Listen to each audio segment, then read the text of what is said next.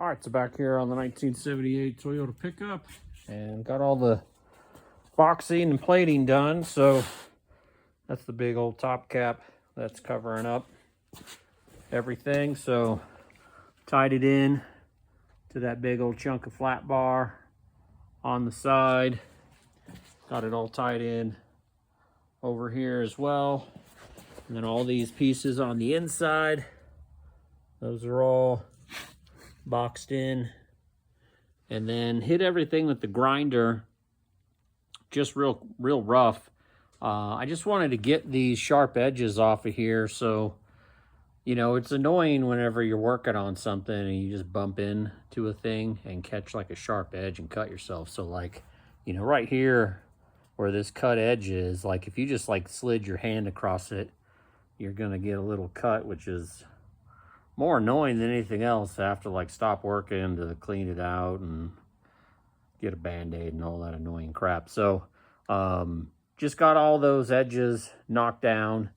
And then the other reason for that is paint doesn't hook up on those 90-degree corners real well. So like an edge like this, when you paint that, the paint is super thin right on that corner and prone to chipping and having issues. But when it's sort of rounded off like this, it'll last a lot longer. So kind of two purposes there.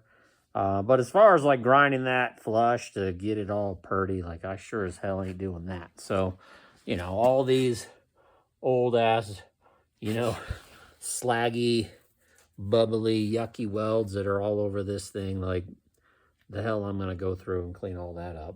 That ain't happening. So, you know, basically a matching factory, which is, you know, hilarious.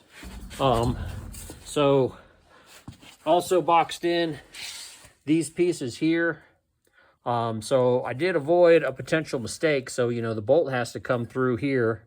And, you know, if I didn't leave myself enough clearance to get that box down low, then, you know, you wouldn't be able to get the bolt or the nut on there.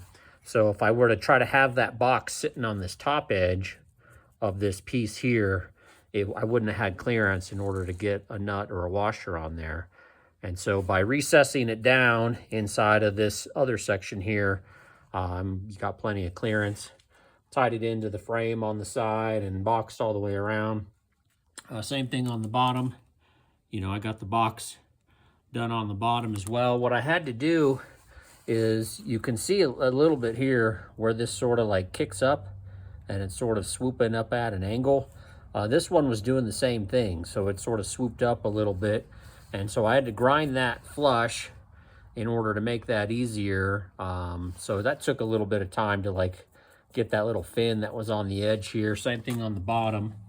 There was a little fin right here that I had to grind down in order to get that to lay flush. So that's all in there. Same thing on the other side. These are all boxed in. Got this one done as well. And so, you know, totally boxed all the way on the inside. A big old piece of flat bar on the top.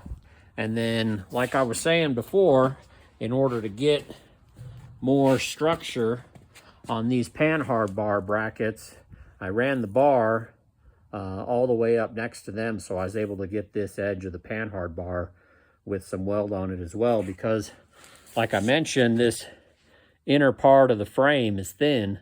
And, you know, even though, you know, there's a decent amount of surface area and I got a plug weld in here and everything, you know, I'm just feel better about it hooking into a big old chunk of 3/16 and, you know, got that big fat bead on there. So that should be plenty strong. Same thing over here, all sort of rough ground up and ready to go. You know, this is a plate that I had to put in. If you see on this side, there's that shock tower mount that was in the way. I had to cut all of that out on this side in order to make room for those panhard bars. That was just a total pain in the butt. And there was no way around that one. Like, there's absolutely no way I was going to be able to get away with keeping that shock mount in there. These panhard bars, that's where they had to go. And so I had to cut all that stuff out, and then that's what this is. It comes through on the other side. So not only did I have to cut the plate out on this side, that piece of bar goes all the way through and is welded on the opposite side as well. So even after I cut all the way around that big old plate, it wouldn't come out because it's stuck out on this side, and so I had to plate this in. These are 1/8 on both sides, and then the frame is 1/8 also, so that matches up. That wasn't too bad. But yeah, it's all ready to go at this point. I mean, that notch is going to be beef. I mean, that's definitely stronger than any other part of the frame, and I'm very pleased with this frame. I mean, you can see how big of a C notch that, I mean, about of a C channel that is. It's humongous. And then, you know, it's welded all the way. Like, the weld is pretty hilarious. Like, it's some garbage weld all along the edge, and there's little blown out holes in it and everything. Like, I must have had the intern doing welding for a day, because the weld on that piece is terrible. But, you know, I mean, that whole thing is, I was actually expecting that it was just going to be C-channel everywhere. So to have the inner there is real good. So at this point, I'm pretty well good with getting all of the big pieces done that I got to mount all the rear suspension to. So this is all done. I'm going to let that cool down just a little bit more. I just basically got done welding and grinding it just now. And then I'll take that cross brace out of there, because that'll just end up being in the way. There's no reason for me to keep that on there. And then the next step is to try to get the bed on there. And as I was saying before, that with the big old rear end that I got putting in it, I'm going to have to make up a bunch of clearance on the bed. So that'll be the next step. And then that might be pretty well close to all the major fabrication work that I got to do on this thing. So I'm sure other little crap will pop up here and there, but as far as like major fabrication, major sheet metal, all that other stuff, I should be basically done at this point. And so I'll tackle the bed next, because I absolutely know I got to get that done. I just don't think there's any way in hell it'll fit with the rear end where it's sitting right now. And then after that, you know, I got to tear this sucker apart. And so this has been sitting in here. And, you know, it fits in real good.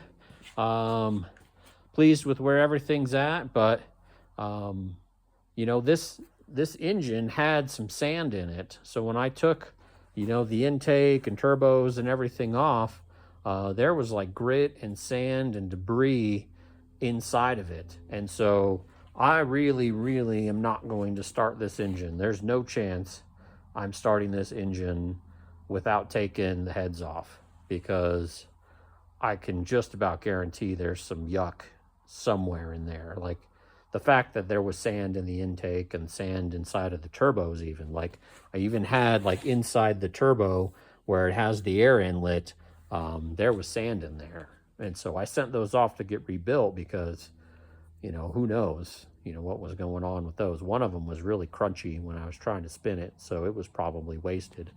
And so I'll be taking the heads off and everything. So depending on how well the bed goes, you know, I'm not sure if I'll be getting into this today, but I think that'll probably be the next big thing. So I got a new water pump on order. Because that sucker, I'm definitely not going to try to run it. This is some crazy weird hydro fan system, which is just absolutely wild that they had like a fan running off of hydraulics, which is crazy. So this weird contraptionary that's on this side is for a hydraulic fan. And so definitely replacing the water pump. I don't want that hydro piece on there at all, because I got electric fans now. So replacing the water pump, and, you know, I got a whole bunch of goodies for the engine over here. So, you know, I got new valves and springs and big old gasket set and all kinds of stuff. So I think that'll probably be the next big one. The other big delivery that I got was the wiring. So I haven't even opened this yet, so I got this earlier this week. So Wiring Specialties, they do full standalones. And so this is the ECU, and then that's the big old box of everything. So, you know, I don't have any wiring at all for this truck. Like the chassis harness for it was a mess, all cobbled together with weird butt connectors and wire ties and just crazy stuff that was just barely holding on for dear life. And then the wiring that the engine came with was also a mess. And so, you know, I got crap like this. Like, what in the world am I going to do with that? Like, nope.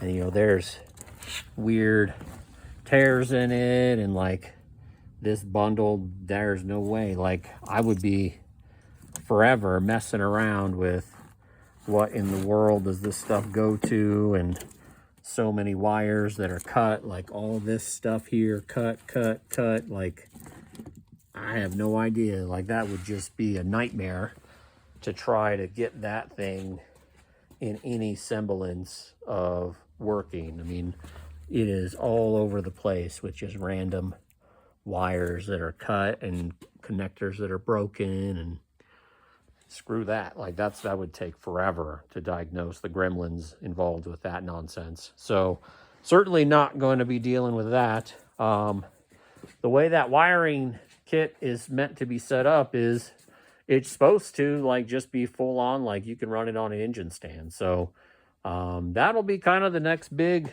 piece now that I've gotten the, you know, lion's share of all the fabrication and big sheet metal work done. I think I'm going to get after that engine next, get that head off, send it away to get it dipped and cleaned up real good. I'll replace all the seals and gaskets and everything.